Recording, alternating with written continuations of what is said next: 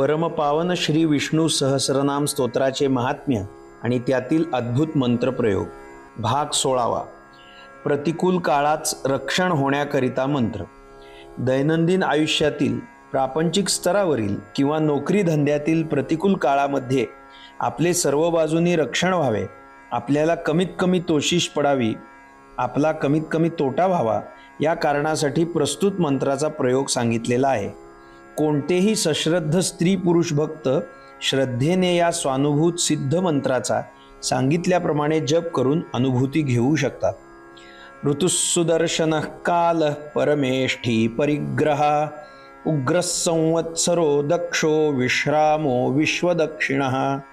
ऋतु काळरूप, सुदर्शन ज्याचे दर्शन मोक्ष देणारे आहे असा, काल सर्वांची गणना करणारा, परमेष्ठी आपल्या सर्वोत्तम महिम्यात राहणारा, परिग्रह शरणार्थी ज्याला सर्वत्र पाहतात असा, उग्रह सूर्य आदी ज्याचे भय बाळगतात असा, संवत्सर सर्व भूतमात्रांचे निवासस्थान, दक्ष सर्व कार्ये तत्परतेने करणारा, विश्राम मुमुक्षूंना विश्रांती देणारा, विश्वदक्षिण सर्वात दक्ष.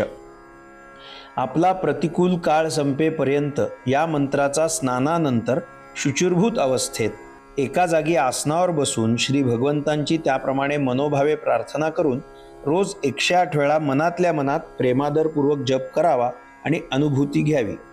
आपण करीत असलेल्या मंत्राबद्दल आणि मंत्राच्या देवतेबद्दल आपल्या हृदयात शंकारहित श्रद्धा असणे ही अशा सर्व उपासनांसाठीची अतिशय महत्त्वाची अट असते. संदर्भ श्री विष्णू सहस्रनाम रहस्य. लेखक परमपूज्य श्री शिरीषदादा कवडे, श्री वामनराज प्रकाशन, पुणे.